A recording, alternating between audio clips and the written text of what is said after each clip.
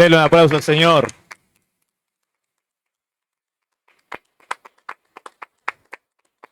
Gloria al Señor. Muy buenas tardes. Que el Señor le bendiga. ¿Qué le parece si abrimos la palabra del Señor? Yo quiero invitarle a que podamos estar leyendo en esta tarde. Como venimos habitualmente teniendo por costumbre desde hace un tiempo, vamos a estar leyendo algo en el Evangelio de San Lucas. En el mes pasado y en el anterior habíamos intentado ahondar un poquito en los distintos dichos de Jesús a través de las enseñanzas que él dejaba a quienes les escuchaban con las parábolas. ¿Se acuerda? Que estuvimos viendo las parábolas del Señor en el Evangelio de Lucas.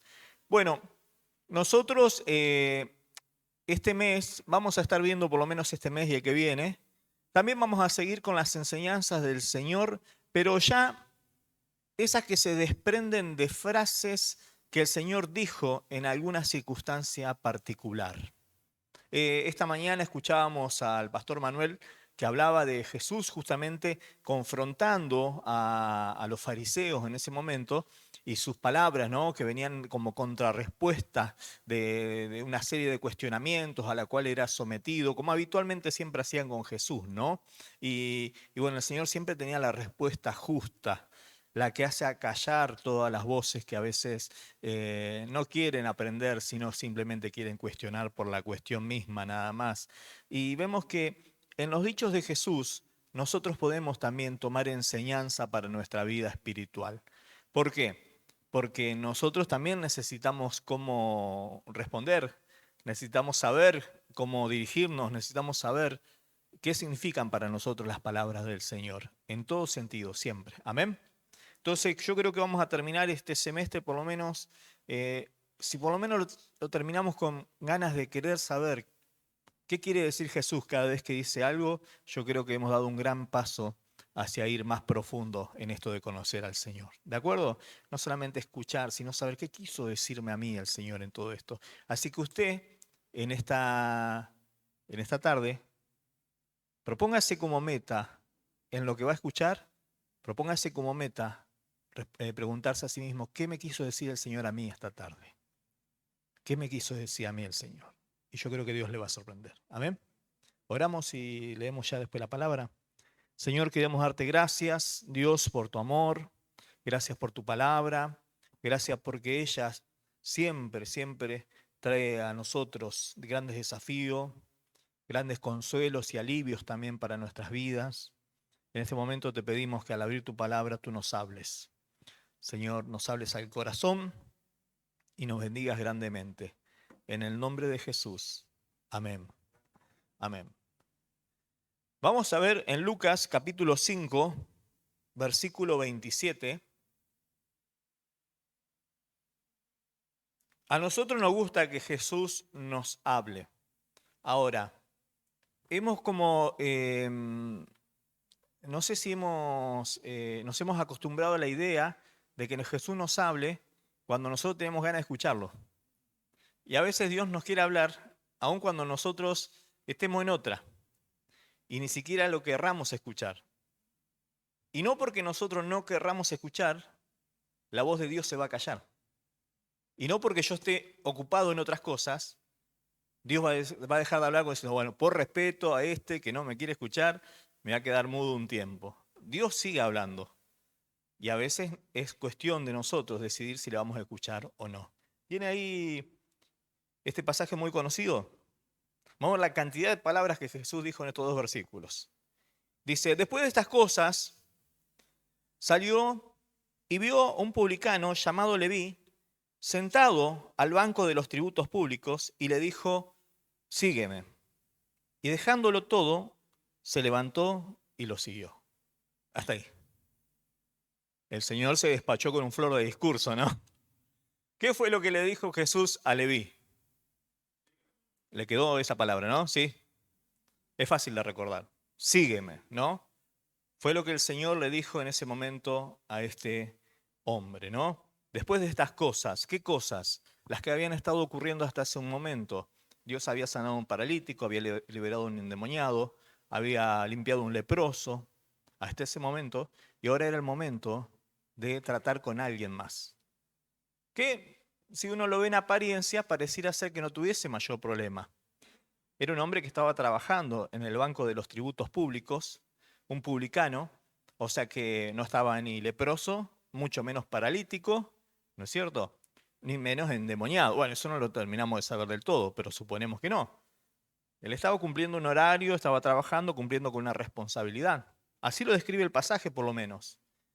Leví, quien más tarde se llamaría, lo conoceríamos nosotros como Mateo. Nadie sabe puntualmente, se especula si en realidad tenía los dos nombres o, o el Señor se lo cambió en algún momento. Lo cual no sería raro, porque el Señor por ahí tenía esto de darle a la identidad del hombre un enfoque más acorde al tiempo que estaba viviendo en ese momento, ¿no? Entonces le cambió el nombre a Pedro, le cambió a Simón, ¿no? Le cambió el nombre también en un momento a Juan y a Jacobo. Entonces, podría ser una posibilidad que deje de llamarse Leví, que Leví, el significado de Leví es el que une, más que nada, ¿no? No es un mal significado. Cuando, cuando la mamá de Leví, la esposa de Jacob, dio a luz a ese hijo que puso por nombre Leví, que después formaría la conocidísima tribu de Leví, dice que cuando nació le puso el nombre Leví. ¿Por qué? Porque él vino a unirnos un poco más. Ella tenía necesidad de estar un poco más junto, más unida con su esposo. Y ella decía, por ahí este hijo que nace nos sirve para unirnos un poco más. Entonces Leví era el que une. Pero fíjese que Mateo tiene como significado ese nombre regalo de Dios, don de Dios. Entonces, un significado un poquito más elevado todavía, un regalo de parte del Señor, ¿no? Entonces Jesús, llevando adelante su ministerio, bastante activo, en ese momento empieza el proceso de elegir a quienes van a ser sus discípulos. Y en ese proceso empieza el Señor a hacer un casting y hace este llamado. Y lo llama a este hombre, a Mateo. Y según lo que dice la Biblia, es uno de los llamados más breves que hay en toda la palabra del Señor. Por lo directo, por lo justo, por lo conciso, lo sin vueltas que tiene esto. Y lo llama con una sola palabra. Lo llama a seguirlo. Y si a usted le parece fantástico que Jesús te llame con una sola palabra, lo maravilloso me parece es la respuesta de Mateo, que dejándolo todo, se levantó y lo siguió, ¿no? Cuando uno piensa en los recaudadores de impuestos, los publicanos de aquella época, uno no debe perder de vista que era gente muy despreciable entre el pueblo judío. No porque ellos fueran despreciables en sí, algunos ponele que sí, pero no todos. Es como los políticos, ¿no? Nosotros decimos todos los políticos son ladrones. Y uno dice, no, no metamos a todos en la bolsa. No todos los políticos son malos, ¿eh? Hay algunos, bueno, debe haber algunos que no. Entonces, sí, sí, hay algunos que no, sí. Me sobran los dedos de la mitad de la mano para contarlo, pero hay algunos, ¿no? Entonces, entre los publicanos no todos eran como se los conocía, que eran gente que estaba solamente afanosa por ganar plata a costa de explotar a sus compatriotas. De hecho, el trabajo de publicano no era un trabajo que se condenara. Juan el Bautista, cuando bautizó a algunos publicanos, la recomendación, ¿cuál fue? Cobren lo que es justo. No, no cobren, ustedes no se hagan rico a costilla de los demás. Cobren lo que es justo, no les condenó. Ustedes publicanos deberían cambiar de laburo, no sé, háganse youtubers, lo que sea, pero dejen de hacer esas cosas, ¿no? No, está bien. Eran gente muy rica, era gente muy poderosa económicamente, estaba bien posicionada. Ahora, a los ojos de la sociedad judía del momento, ellos básicamente, todos los publicanos, eran lo que serían unos marginales en todo sentido de la palabra, unos parias, unos rechazados por la sociedad. ¿Por qué? Porque se les consideraba a ellos como gente inmunda. Ya por el hecho mismo de tratar con gentiles a quienes los judíos los consideraban inmundos. Con los gentiles ellos tenían que tratos económicos, financieros, agarraban plata de los otros, le daban plata a los otros. Y entonces los judíos lo tenían como gente inmunda. Entonces un publicano, por ejemplo, jamás iba a ser convocado ante una corte para salir como testigo. ¿Por qué? Porque el testimonio de él no valía. Mucho menos ponerlo como juez, olvídate. A los publicanos se los excomulgaba de la sinagoga, porque no podían entrar a la casa de Dios lo que estaban inmundos. Y esa condición se extendía a toda la familia. Porque por al estar cerca del inmundo, se contaminaban también. Entonces usted dice, me acuerdo que Jesús hace un rato sanó un leproso porque estaba sucio. Y este publicano no parece tan sucio. Pero yo estoy seguro que este publicano, cuando veía a ese leproso, seguramente pensaba, yo, con lo limpio que estoy, sin embargo, sufro casi el mismo rechazo que sufre aquel hombre, ¿no?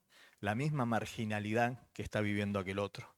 Porque no puedo entrar a la sinagoga, no puedo estar como parte de la ciudad, porque me consideran como algo sucio. Por eso los judíos realmente les daba como urticaria ver que Jesús se junte con ellos.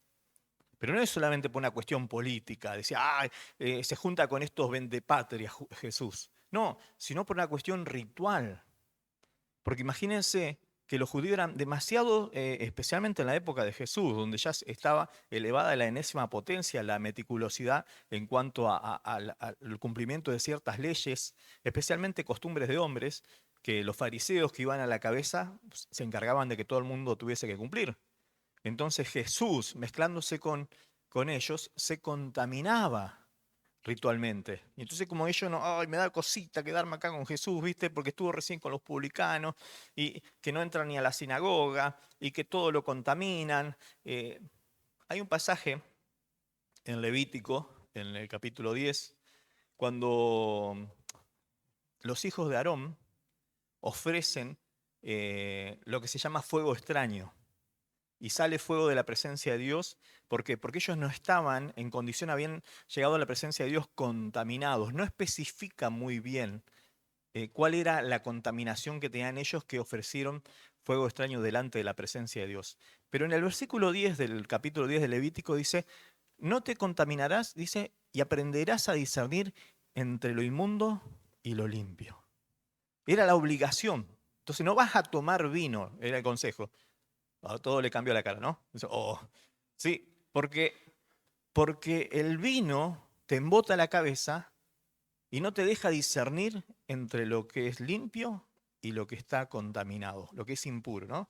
Entonces los fariseos tenían en mente ese mandamiento y decía, Jesús no discierne entre lo que es limpio y lo que es sucio, lo que es inmundo, ¿no?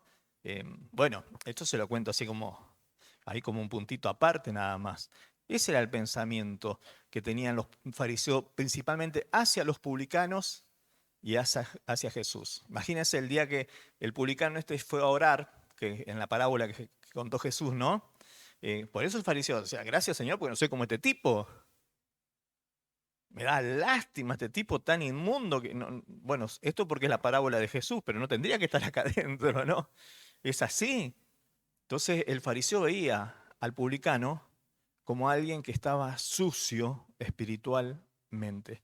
Y eso le traía, o mejor dicho, lo posicionaba en un lugar totalmente en desventaja del resto. Nadie confiaba en el inmundo, nadie se acercaba al inmundo. Encima, el inmundo que nos saca plata a nosotros, oh, el odio. Estaba comprobado arqueológicamente que encontraron algunos escritos de la época que toda tarea que se realizaba en aquel momento, todo tenía impuesto. En esa época, qué bárbaro, le ponían impuesto a todo, no como ahora. Entonces, todo tenía impuesto. Se le ponía impuesto a las rentas, se le ponía impuesto a las aduanas, se le ponía impuesto a todo. Iban los pescadores, pescaban, debían pagar impuestos. Imagínense que Jesús lo llama a este, y este otro entra al grupo de los discípulos, a los cuales ya le había cobrado impuesto a casi todos los pescados de ellos, ¿no? Entonces, ¿cómo lo habrán mirado a los otros, no? A este lo llamó, que se la pasó sacando una guita de nosotros. Imagínense que eran todos agregados. Yo le digo, perdón esta introducción que haga acá, por si usted no lo conocía también o no conocía el oficio de Mateo, de Leví, antes de ser llamado por el Señor. Era una persona rica, una persona pudiente, pero fíjense que la Biblia dice que él, cuando escuchó que Jesús lo llamaba, lo dejó todo y lo siguió. Este lo dejó todo es la misma actitud que tuvo Pedro cuando el Señor lo llamó y lo dejó todo y siguió al Señor. Ahora bien, ponele, si algún día las cosas no iban bien, Pedro podía volver a pescar, ¿no? Lo dejó todo, podía volver a pescar, así como lo hizo. Pero este no iba a poder volver nunca más a ser publicano. Este dejó todo y dejó todo. Probablemente Mateo haya sido uno de los discípulos mejor posicionado económicamente que el resto. Uno de los discípulos con plata, ¿no? Siempre hay uno de esos. Hay que encontrarlo por acá, ¿no? El discípulo con plata, ¿no?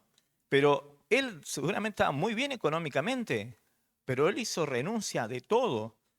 Y él ya no tenía punto de retorno. ¿Qué iba a volver a decir a los romanos? Mire, la verdad que me di cuenta, mi crisis moral de la vez pasada ya se me pasó, pienso seguir exprimiendo a mis compatriotas. Ya está. Se terminó su trabajo, se terminó su vida para él, para seguirlo al Señor, ¿no?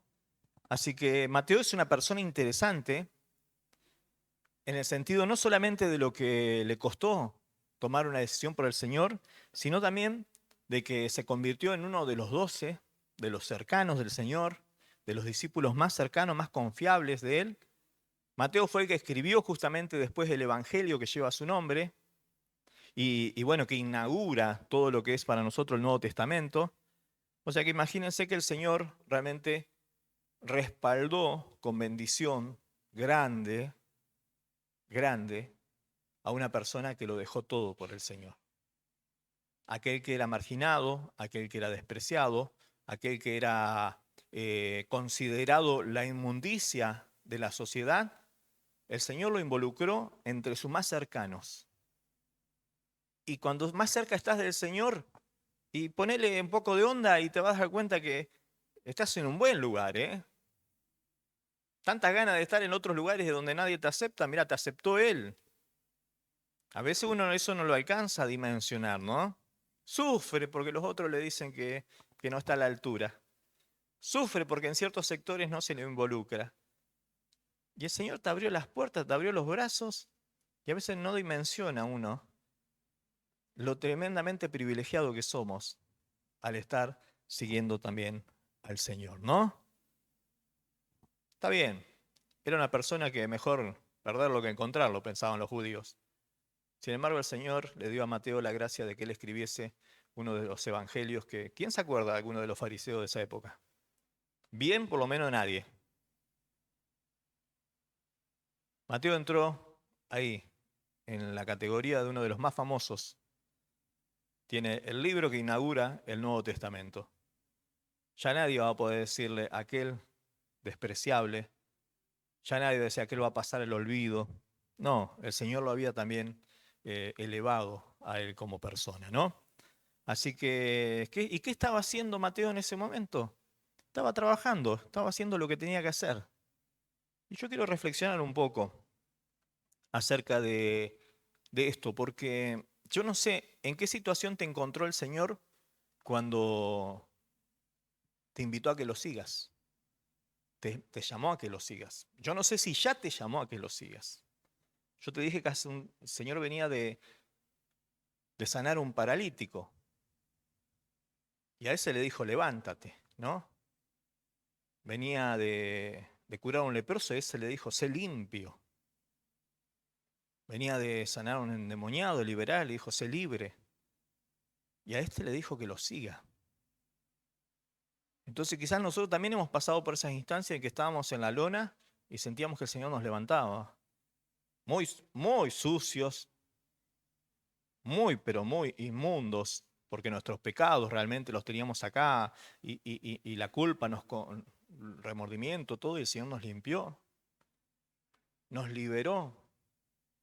Pero hoy hay un llamado nuevo que Dios quiere hacer para todos aquellos que se han levantado, que han sido limpios por el Señor, que han experimentado esa libertad. Viene a cerrar el ciclo el Señor con este llamado, a que lo sigas. Es un llamado a seguirle a Él. Y Mateo, que seguramente se habrá enterado de estos milagros que el Señor hizo, habrá dicho, bueno, pobre tipo, lo tuvieron que traer entre todos, si no, no se podía mover. Él también estaba destinado a una existencia quieta, sin ningún proyecto, sin ningún futuro, porque él mismo estaba condicionado delante de sus compatriotas a no ir, a no estar, a no compartir. Lo único que tenía Mateo a su favor era que tenía plata, nada más. La plata compra, amigos. La plata compra influencias. La plata, si querés, si te esforzás un poquito, también te compra una compañía cercana. Pero eso mientras dure la plata. Si no, pregúntele al hijo pródigo, ¿no? Que mientras tuvo plata, la pasó bomba. Pero cuando se le terminó, hermano, un hambre. ¿Es así? Lo único que tenía Mateo era plata. Entonces no había ninguna diferencia entre él y ese paralítico. Sí, había una gran diferencia. El otro tenía por lo menos 4 amigos que lo puedan llevar para todos lados. Él se llegaba a quedar solo y nadie venía a apuntalarlo tampoco, a hacerle el aguante, a hacerle un poco de compañía, a menos que pague. Vamos con lo de Mateo. Sí, siempre se paga todas las cervezas, dale. ¿Viste? Con él la pasamos bárbaro, tiene una Play 5 y ahí estábamos. Bueno, hasta que le cortaron el internet. Bueno, no creo, pero bueno. Quizás tenía las mejores ropas, venía de la mejor casa, se perfumaba con los mejores perfumes, pero él se sabía, porque así se lo hacían sentir cada vez que lo miraban, que él era un sucio. Porque la gente pasaba alrededor de él y arrugaba la nariz, ¿vio? Como, "Mm", dicen, "Mm", cuando usted pasa por algunos lados, ¿no? Un perro muerto por acá, dice, ¿no? Se le afina el olfato, ¿no? Para algunas cosas. Entonces pasaban por ahí, hay un publicano por acá. Tus ropas limpias, tus grandes, qué sé yo, tu perfume, tus adornos, ponele, tus relojes, los que tuviese. No cambiaba la actitud de la gente que te miraba con desprecio porque miraba más allá de todo esto. Y tampoco era muy libre que digamos Mateo, ¿no? ¿Qué sabía Mateo de Jesús? Y algo debió haber sabido, porque Jesús siempre estaba cerca de la gente, así que algo habrá escuchado. De hecho, habrá escuchado que esas personas a las cuales él le iba a cobrar el impuesto a los pescados eran seguidores de Jesús. Seguramente estaba al tanto. Pero bueno, él estaba en otra cosa. Dice que cuando Jesús terminó de hacer todas estas cosas, iba yendo y lo vio. Lo vio a él sentado en el banco de los tributos públicos. Si me puedes dejar el versículo 27, por favor, en la pantalla, ahí, así lo vamos siguiendo.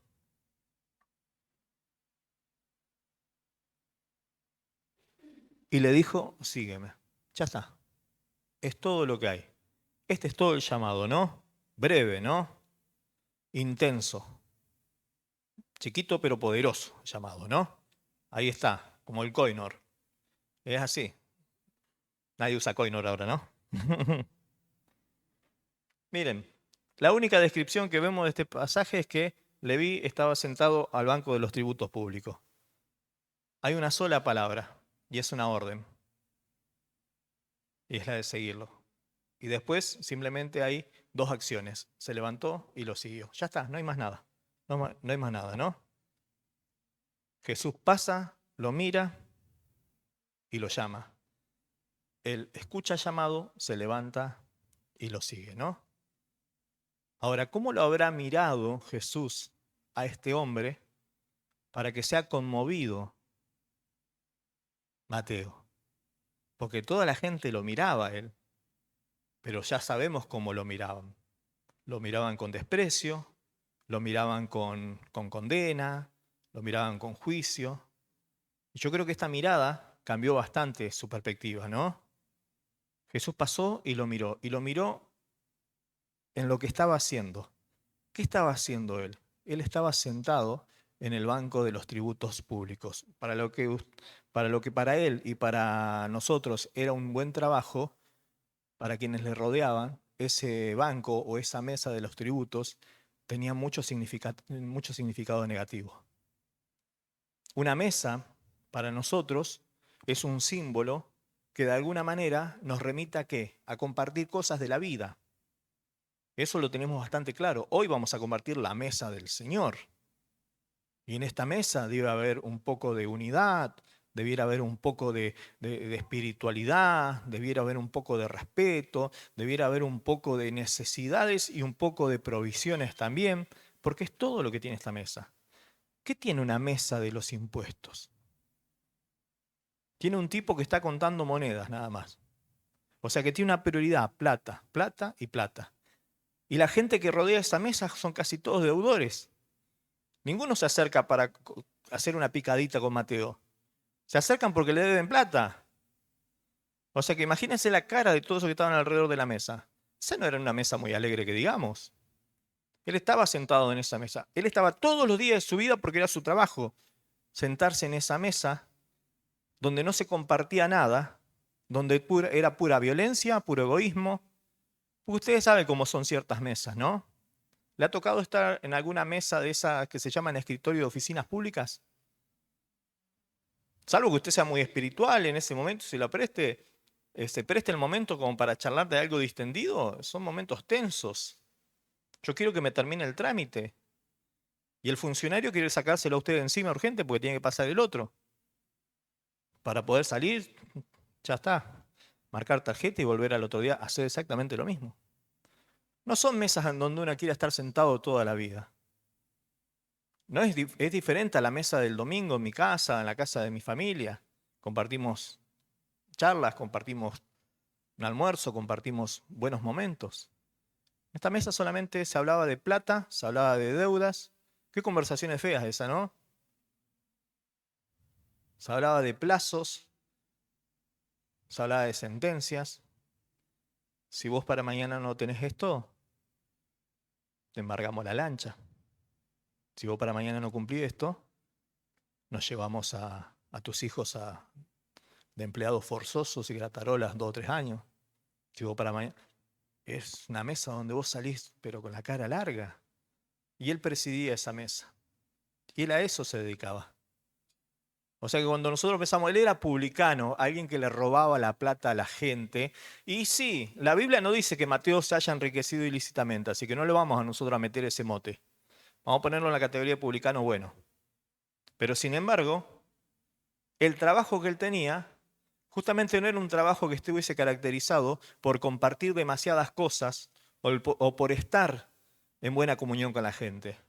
Ahí venía gente a pedirle que le extienda el crédito, venía gente a explicarle, mire que no pude porque la otra vez vio y me pasó el otro, y vio que cuando se vino la tormenta y no pudimos pescar nada, y cuando vino la sequía no pudimos cosechar nada, mire acá, discúlpeme, mañana son tantos. Pero usted no tiene corazón y a mí me aprietan de arriba también, ¿vio cómo es? Esas charlas las hemos tenido, ¿no? A nosotros, los hijos de Dios, ese tipo de charlas nos hacen crecer en fe. ¿Cuándo dicen amén? Es así, es así, nos hacen crecer en fe, nos hacen confiar más en el Señor, nos hacen esperar más en Él. Tiene una gana de cogotarlo al tipo ahí, pero no gana nada, decir. Está. Y le querés explicar, no, pero mire que yo... acá, aseguro lo llevaron preso, te dicen. Mañana si usted no aparece con tanto, usted me tiene que entregar la llave de su casa. Uy. ¿Ha tenido que estirado alguna vez el plazo en una inmobiliaria? A discutir el precio, a pelear, y qué sé yo. Y uno se pone medio finoli en todo esto también, se hace medio experto, ¿no? Como sabe que es un tire y afloje, entonces está. Y por ahí dice, me descontaron 200 pesos. Y vos te venís como que si fuese Gardel. Y capaz ya estaba previsto en el plan de los otros decir, bueno, pelealo y después descontarle 200 pesos para que se vaya contento, ¿no? Pero es así. Yo cuando estaba en el seminario, había un llamado que nadie quería recibir de los estudiantes. Y era presentarse a la mesa o el escritorio del administrador. Porque cuando te llamaba el administrador, que era una persona que no te llamaba jamás, porque no tiene nada que hablar con vos, porque él estaba para administrar, seguramente te llamaba para pedirte o para decirte que estás debiendo tanto. Y cuando decían, Brizuela, se vaya a oficina de administración, todos me miraban con esa cara como diciendo, fue lindo haber compartido con vos este tiempo, ¿no? Era un velorio. Y estaba ese hombre ahí, amparado bajo una luz así media tenue, y él sentado. Diga que era cristiano si no estaba fumando, pero era creyente ese hombre. Y me dice, mire, está debiendo tanto. Dice. Sí, bueno, pero yo, dice, vos estás acá porque Dios te llamó. Sí, sí, sí, claro, más vale. ¿Vos creés que Dios te llamó? Dice, sí. Y bueno, entonces tenés que tener fe. Sí, sí, tengo fe, pero bueno, te anoto para el lunes con 500 pesos, dice. Y te dejaba así, ¿viste? Porque vos tenés fe, me decía. ¿Y qué le iba a decir yo en ese momento? No, no, la verdad es que no tengo fe. Y sí, más vale, le decía yo, claro que tengo fe, sé que el Señor va a proveer. Bueno, listo, con 500 para el lunes, si no, no te puede quedar. Oh, y sabés cómo salíamos de ese lugar. ¿Y qué te dijo? ¿Qué te dijo? Que tengo que tener 500 el lunes. Y así era el desfile lamentoso. Pero bueno, ¿para qué más se acordar de esas cosas? ¿Eh? El Señor era tan fiel que después, bueno, eso es otra historia, ¿no? El Señor era muy fiel. Pero esas no eran las mesas donde uno decía, oh, ¿qué tal, administrador? ¿Cómo le va? ¿Eh? ¿Hacemos unos mates? ¿Pido un cafecito para los dos? No. Ahí no había que charlar de cafecito. Había que hablar de plata. Porque vos tenías que pagar y vos tenías que estar al día. Y vos te estabas preparando para ser siervo de Dios, en teoría. Había mucho más que pagar en un futuro. Así que bueno, eran las mesas que nos tocaban a nosotros. Esa mesa en donde estaba este hombre no eran mesas de alegría. Eran mesas de conversaciones frías, eran mesas de conversaciones eh, agresivas, conversaciones distantes. Nadie terminaba siendo amigo en el banco de los tributos públicos. O sea que Mateo no era una persona que tenía muchos amigos. Él estaba ahí en ese momento. ¿Por qué me hago tanto énfasis en todo esto? ¿Por qué tanta vuelta? Porque a mí me voló la cabeza pensar puntualmente en qué mesa estábamos nosotros sentados cuando nos llamó el Señor. ¿O en qué mesa te encontrás vos ahora que Dios quiere llamarte? Quizás no es el mejor lugar, no es el más alegre, hay mucha violencia, hay mucho maltrato, hay mucho destrato, hay mucha frialdad. Y crees que tu destino va a ser siempre así. Volver a la mañana, al otro día, a este mismo lugar, a recibir la frialdad o el maltrato de la gente, o mi maltrato hacia los demás también. Porque mi vida consiste en esto. Y para mí no hay posibilidad de algo mejor. Porque yo toda la vida hice esto y seguramente me voy a morir haciendo esto. Ahora, cuando alguien veía esa mesa con Mateo, hablando, dando recibitos, dando vales, diciendo, haciéndole firmar a la gente que tenía que entregar la escritura de la casa, ¿qué pensaba el resto del pueblo? Ese tipo no tiene corazón. Ojalá que se vaya al infierno, resucite y se vuelva a ir al infierno de vuelta, para que vean. ¿Cómo le va a hacer? Mirá, esa viejita que se va llorando perdió la casa porque... Es como que la gente se exacerbaba. Entonces cada vez que pasaban le dedicaban una mirada de odio a Mateo. Y seguramente él, trabajando, miraba, levantaba, miraba y veía todos los que lo odiaban. Hasta que un día se levantó la mirada y vio que alguien lo estaba mirando de manera diferente. Alguien lo miraba de una forma que nadie lo estaba mirando. Alguien lo miraba y en la mirada le decía, mira, yo no estoy mirando tu condición, yo quiero decirte solamente que yo te amo. Y eso te parte la cabeza. Porque acostumbrado a tantas otras cosas, esto realmente viene como algo nuevo. Porque dice que Jesús lo vio. Este Jesús lo vio Jesús lo miró intencionalmente. Jesús iba caminando, paró de caminar y se puso a mirarlo a Mateo. Mateo habrá estado en lo suyo, en sus negocios, concentrado ahí, toda moneda de acá, moneda de allá. No, doña, no hay plazos, no, váyase, señor, a llorar al campito. Y qué sé yo, ahí como siempre todas estas cuestiones, y de golpe sintió esa mirada que lo atravesaba. Y buscó el origen y estaba ahí el Señor. Como lo mira usted el Señor en este momento. Y a veces nosotros, por eso yo te digo que nosotros siempre, escuchemos o no escuchemos, tenemos que entender que Dios siempre va a hablar. Querramos escucharle. Y queremos decirte que aunque vos no lo sientas, aunque vos no lo vivas, aunque vos no lo percibas, siempre te está mirando el Señor. Siempre está observando tu vida. Pero a diferencia de cómo te miran los demás, el Señor te mira de otra manera, te mira con misericordia, te mira con amor. Sabe que este no es el mejor lugar. Sabe que esto es tu vida y que no es lo que vos querías para vos, pero el Señor te mira con amor siempre. El Señor no te mira para juzgarte, ni mucho menos condenarte. Entonces, esa mirada que el Señor le da a Mateo, creo que habrá sido, pero determinante. Dice, vio a un publicano llamado Leví sentado en el banco de los tributos públicos.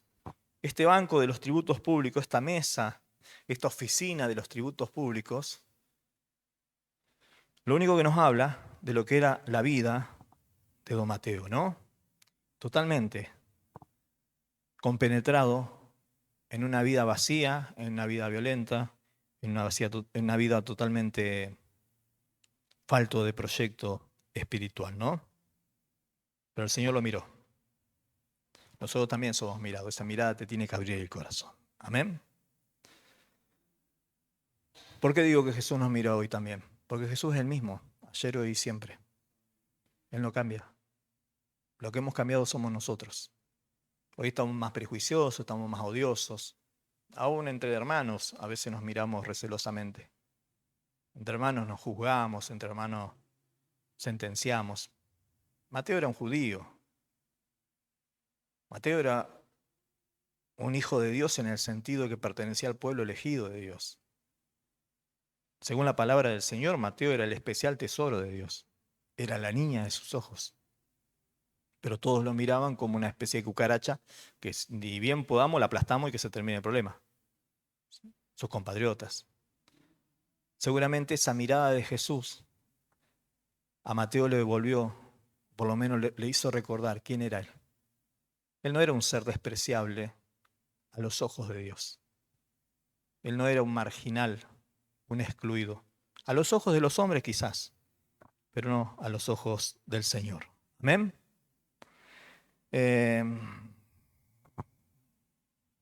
Dice, y le dijo, sígueme. Y ahí está la llamada del Señor, ¿no? Sígueme. Ahí, como está, sentado, no lo podía seguir al Señor. Cuando Dios te dice, o cuando el Señor te dice, sígueme, no es solamente una palabra que queda en el vacío. Es una palabra que demanda ciertas acciones de parte nuestra. Yo sentado acá no puedo seguirlo a él. ¿Que lo voy a seguir por Instagram? No tenía Instagram el Señor en ese momento, ¿no? Sígueme, quería decir literalmente, sé mi seguidor. Movilízate para seguirme. Y para movilizarse hay que levantarse del lugar de donde estás y empezar a caminar hacia donde está el Señor. Esto que parece una tontera, lo que le estoy diciendo, tiene mucho significado espiritual en el sentido de que Mateo toda su vida estuvo sentado en ese lugar. Dice que Mateo estaba sentado en la mesa de los tributos públicos. La misma palabra que se usa para sentado es el mismo verbo que se usa en el pasaje de Mateo cuando Jesús empieza su ministerio y dice, el pueblo que estaba asentado en tinieblas vio gran luz. Es el mismo verbo, el estar quieto, el estar en un lugar. Y ese pueblo, el pueblo de Dios o cada uno de nosotros, estábamos también asentados o sentados o quietos en un lugar de oscuridad, en un lugar de tinieblas. Entonces el Señor no solamente le está diciendo, deja tu trabajo y seguime a mí. Le está diciendo, tenés que dejar el oscuro lugar donde vos te encontrás ahora, porque yo vine a traerte luz a vos. Y vine a traerte luz a través de qué? A través de un llamado. A través de un llamado, pero que es mucho más importante y va a traer muchas más satisfacciones que el hecho de que solamente pienses que lo tuyo consiste en ver cuánto de lo material conseguís, cuánto de lo material te falta, que esto y lo otro. Esa falta de propósito trascendente es lo que te mantiene sentado y asentado en lugares de oscuridad. Y desde allí el Señor te llama para que lo sigas. Entonces, Mateo, al ser mirado por el Señor, al ser hablado por el Señor al ser invitado por el Señor, no tiene ninguna otra opción o como respuesta de lo que pasa en su interior que levantarse y seguirlo. ¿Por qué?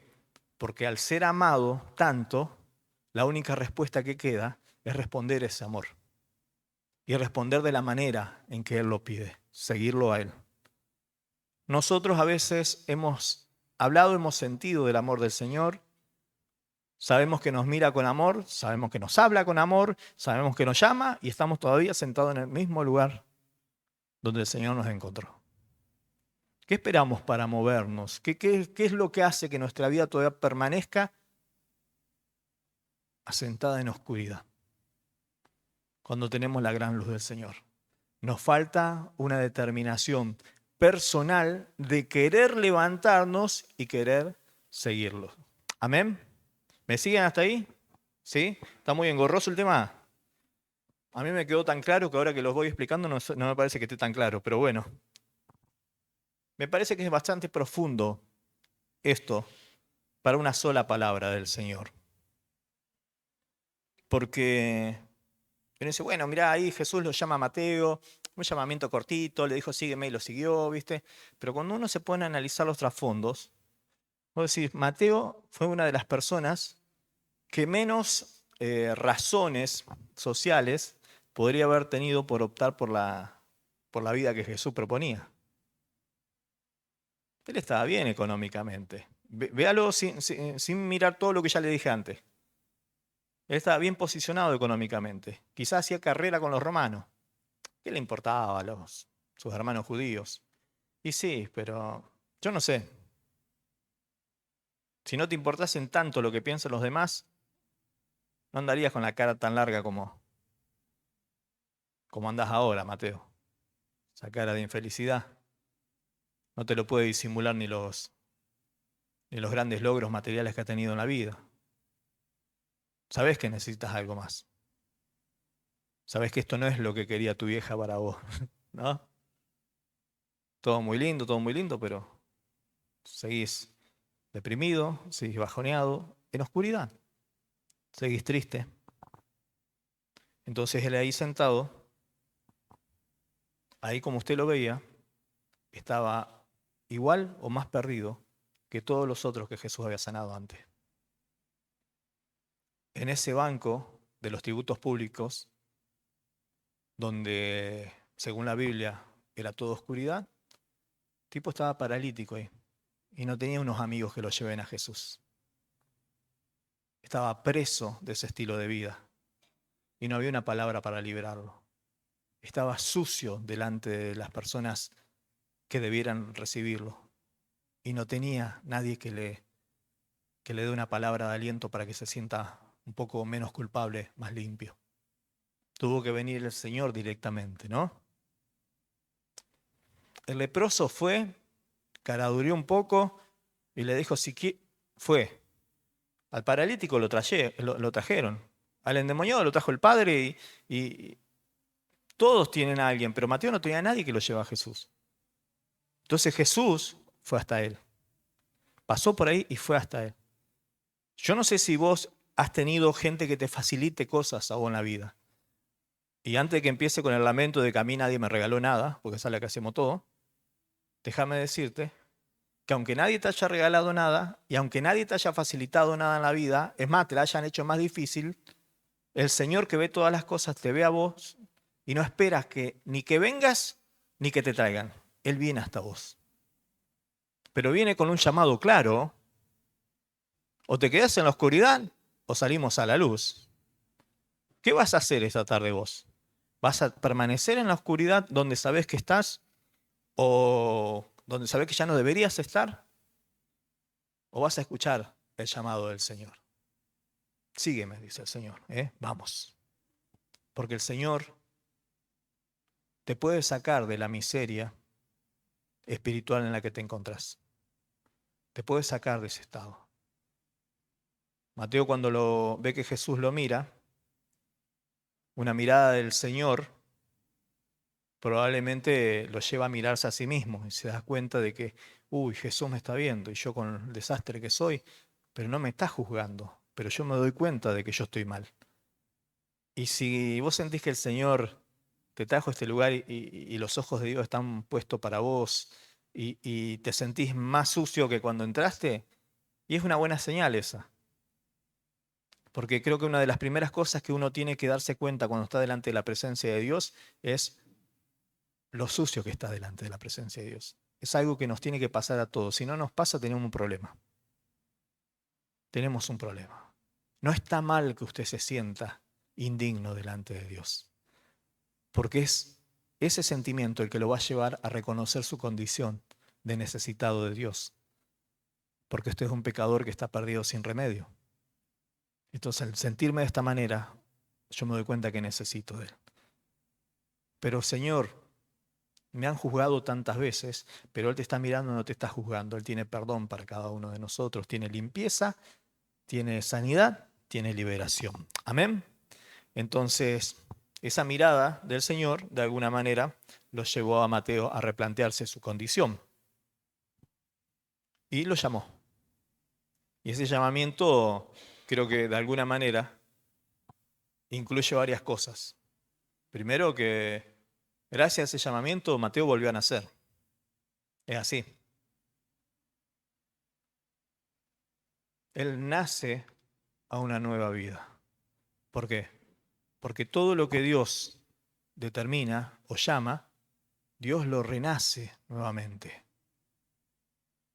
El Señor dijo, bueno, ven, sígueme Mateo, tú seguirás siendo un sucio publicano, pero discípulo mío, pero sucio. No.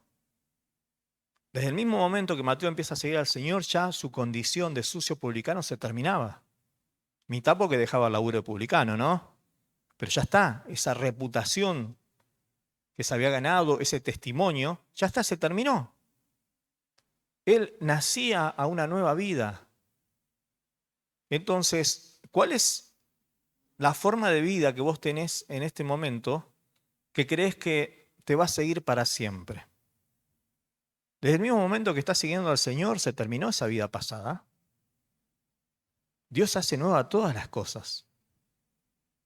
Ah, pero yo antes era así, me culpaban y tenía una forma de ser. Bueno, déjate tratar por el Señor, porque en el camino que empezás ahora de seguirlo a Él, en ese proceso Dios va a ir tratando con tu vida y con tu corazón y con cada aspecto que necesite ser mejorado, mejor dicho, cambiado literalmente, en las manos del Señor. Ese, ese llamado del Señor de alguna manera también lo resucita a Mateo, porque él estaba ahí sentado en su banco de tributos públicos, pero él estaba ahí muerto en vida, emocionalmente, socialmente y espiritualmente muerto. Pero él se levantó, y el hecho de que se levante demuestra que el Señor lo levanta también a él, a una nueva vida. El hecho de que quieras, el hecho de que te decidas, el hecho de que entiendas que por este camino, o si te quedas en esta situación, no es esta era mi vida de antes, no, esa era tu estado de muerte. Tu vida realmente es ahora que estás en el Señor. Antes, eso no era vida. Todo lo que vos quieras, pero eso no era vida. Tu vida es realmente en el Señor. Y te das cuenta, porque después de experimentar esta vida en el Señor, cuando querés volver los pasitos para atrás, te das cuenta que estás pisando zona de muerte. Zona de vacío, zona de tristeza, ¿no? Mateo volvió a vivir nuevamente. Volvió y lo siguió al Señor. Y esto es un milagro. Esto es un milagro de parte del Señor. Aquel que cree que toda la vida va a estar de la misma manera, de pronto se levanta y empieza a vivir una vida totalmente diferente. El paralítico, cuando el Señor lo perdonó los pecados y lo hizo caminar, que camine ya era bueno, pero que encima camine y perdonado, o ese paralítico volaba por el aire. ¿Nunca ha sentido el perdón del Señor en su corazón? Qué sensación de liviandad, ¿no? O a mí nomás me pasa, ¿no? Sentís, venís livianito. ¿Por qué? Porque el pecado produce agobio, ralentiza todas nuestras decisiones, nuestras actitudes. Pero cuando el Señor nos perdona, cuando el Señor nos limpia, cuando el Señor nos libera, qué libre que nos sentimos como para hacer cosas.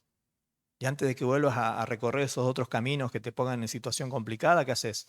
Y yo lo sigo a Él, porque Él fue el que me dio esa libertad, Él fue el que me dio esa sanidad, fue el que me trajo esa limpieza también, ¿no?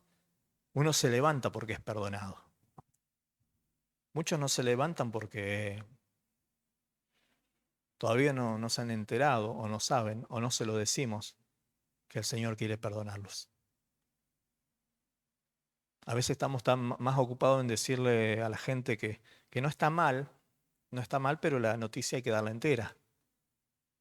Que la gente está perdida en sus delitos y pecados, que está perdida irremediablemente si el Señor no viene a su vida, es verdad. Pero no nos olvidemos de la otra parte. El Señor quiere perdonar. El Señor murió para el perdón de nuestros pecados. Entonces, pasamos de un extremo a otro. Creemos nosotros que el Señor viene regalando perdón sin importar nada. No te arrepientas, el Señor te perdona igual. No, ese es un extremo peligroso. Va a levantar una generación de libertinos que van a ir alegres al infierno.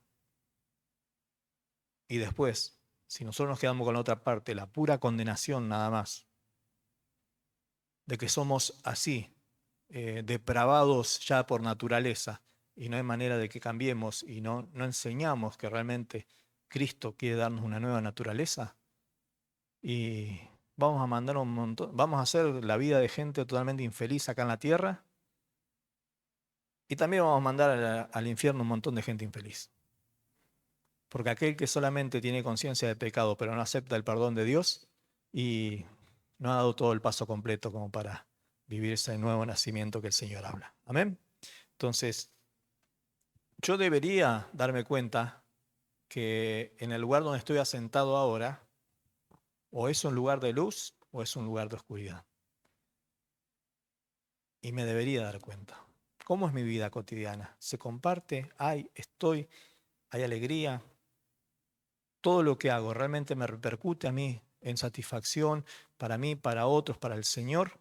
¿O es solamente el agobio de una vida sin sentido, llena de oscuridad, llena de sensaciones de fracaso permanente?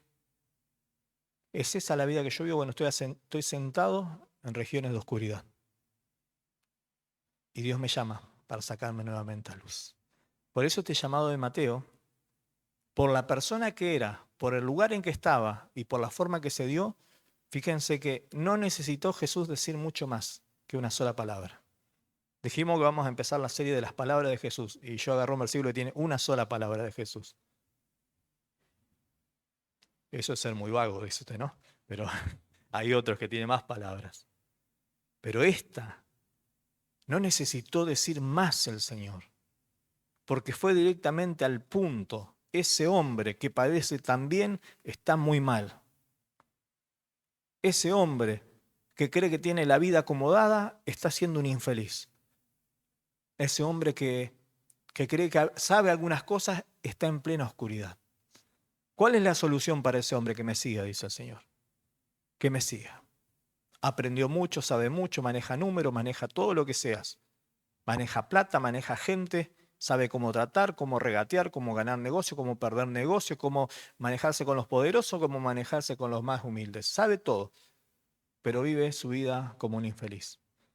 La vida de ese hombre va a tener sentido cuando me siga a mí. La vida de este hombre y de esta mujer que escucha en esta noche va a tener sentido cuando tome la decisión de seguirlo a él y a nadie más que él. Cuando lo mire a él, porque él lo está mirando allá hace rato, y ante esa mirada de amor, escuche su palabra, y esa palabra es la que te lleva y te desafía. Y te dice, bueno, ¿qué hacemos entonces? ¿Nos quedamos en la oscuridad o empezamos algo nuevo? Hoy vamos a compartir la cena del Señor. Y este acto, esta ceremonia que vamos a hacer, debiera mantenernos más cerca de Jesús. Él nos invita a su mesa. Y en esta mesa no debería haber otra cosa más que el deseo de estar con Él.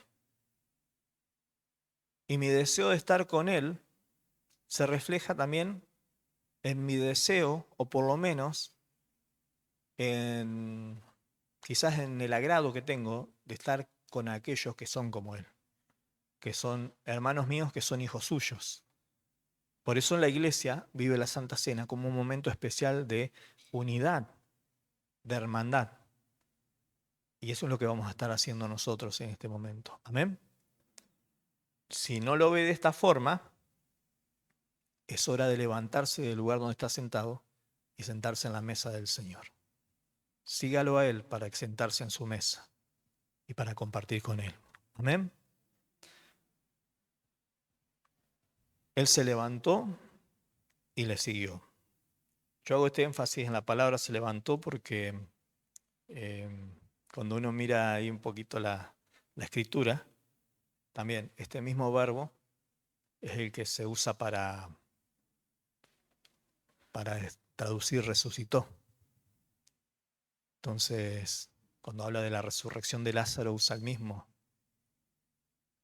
versículo, la misma palabra que usa para describir la actitud de Mateo.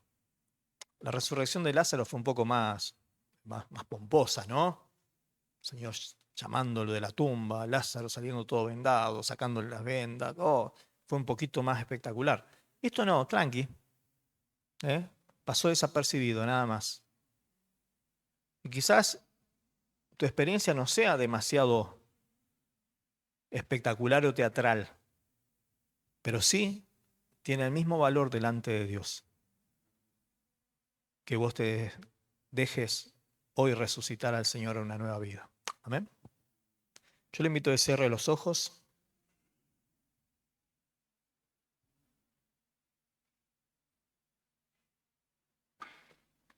Y piense que ese mismo Jesús que lo miraba a Mateo es el que nos está mirando a nosotros hoy. Cuando después de todo lo que pasó el Señor, hoy te mira a vos. Y tranquilo, porque el Señor no te mira con prisa, no te mira a las corridas. El Señor se detiene y te observa y te mira con paz. Te mira con ojos de misericordia. Y si esa mirada sirve para abrirnos el corazón y querer ser libres, en esta noche, bueno, nos damos cuenta que esa mirada de alguna manera nos sana, nos da esperanza y nos da una nueva vida, ¿no?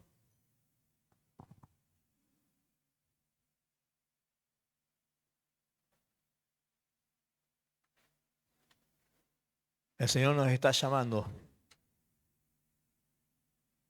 Se acerca a las realidades de nuestras vidas, a la mesa de nuestra vida. ¿Cómo sería la mesa de tu vida? ¿Cómo es la mesa de tu vida en este momento? ¿Qué es lo que se encuentra? En qué te mantenés concentrado? ¿Qué distraen en este momento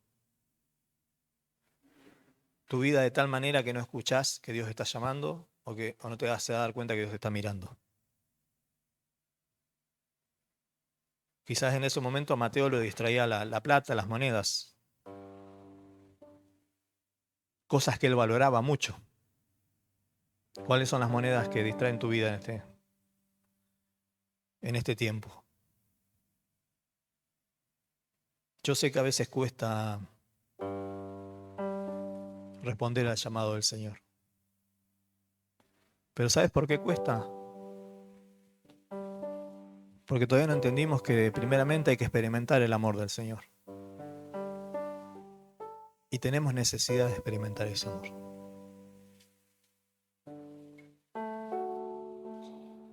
Quizás en este lugar hay muchos que ya hace rato se han levantado porque entendieron esto. Pero también hay otros que hace rato que están sentados. Y la figura a veces aplica mucho a lo que solemos decir nosotros como iglesia, ¿no? Estamos sentados ocupando un lugar y no estamos sirviendo, no estamos dedicándonos. Y uno dice, ¿y hasta cuándo? Pasa Jesús por acá, nos mira y sígueme y la próxima, Señor.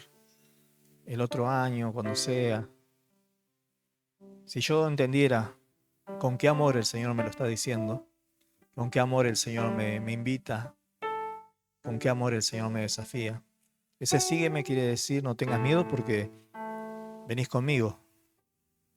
Ese sígueme quiere decir no temas dejar lo que tenés que dejar.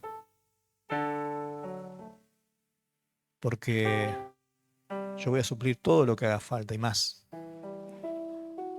Ese sígueme es decir, no podés seguir sentado todavía en ese lugar que sabes que no te está bendiciendo. Dejá ya lo otro, pero dejalo vos, no esperés que lo dejen los demás. No esperés que nadie más te empuje. Acá no hay 4 amigos que te traen delante de Jesús. Jesús vino a decírtelo.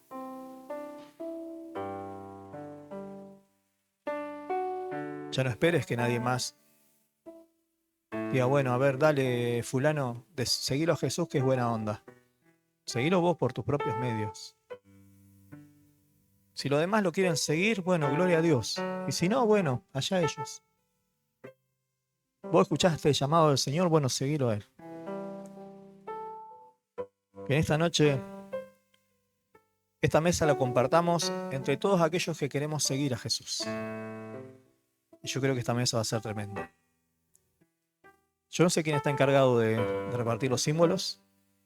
Podemos entregar los símbolos ahora, hermanas.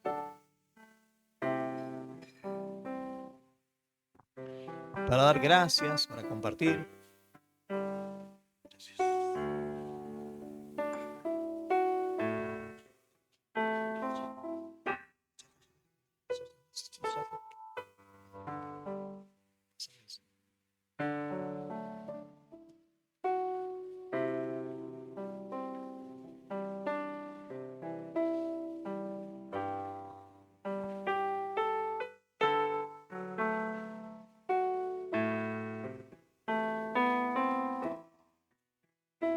Y mientras las hermanas entregan los símbolos, yo le invito a que usted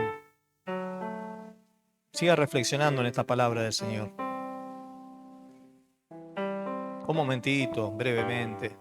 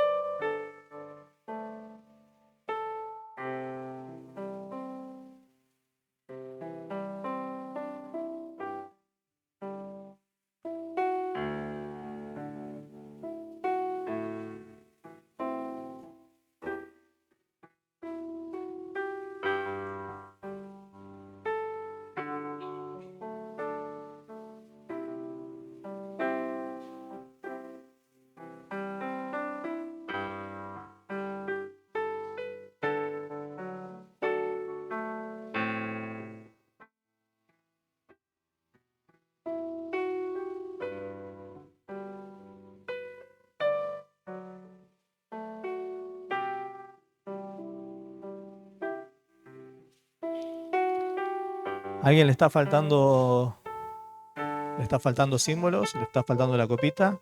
¿Sí? ¿Están todos ya servidos? ¿Están todos servidos? Vamos a dar gracias al Señor entonces.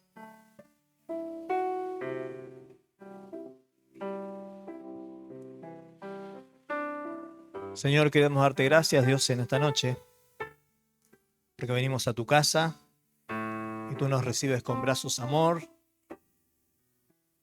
Y tú preparas esta mesa también que nos recuerda y de la cual nosotros hacemos memoria por mandato tuyo, de este sacrificio tremendo que hiciste para nuestras vidas. Señor, seguramente Mateo ni se imaginaba que cuando tú lo llamaste a seguirlo, a seguirte a ti, el final de este camino iba a ser una cruz. Pero él ya había tomado su decisión. Y supo seguirte hasta el final e inclusive permanecer fiel y creyendo en tus palabras. Y tú, Señor, recompensaste tremendamente en su vida y aún hasta este tiempo honraste la gran decisión que tomó. Es cuestión de decisiones personales, al fin de cuentas. Tú no nos estás presionando ni obligando, sino que la decisión la tenemos nosotros. Hoy nosotros decidimos participar también, Señor, de estos símbolos, este pan, esta copa, de la cual hacemos memoria, Señor, de tu cuerpo y de tu sangre, que fueron entregados, que fue derramada por nosotros, que nos redime, Señor, que nos salva, que es la que, de alguna manera, nos perdona de nuestros pecados y es la que nos da la esperanza, Señor, de nacer y resucitar también a una nueva vida, para poder esperarte a ti, Señor. Todos los que te estamos siguiendo, Señor, necesitamos cada día recordar este llamado tuyo, a levantarnos de donde estamos y a seguirte a ti con determinación. Gracias te damos, Señor, por estos símbolos. En el nombre de Jesús. Amén. Puede participar del pan, de la copa, dando gracias al Señor.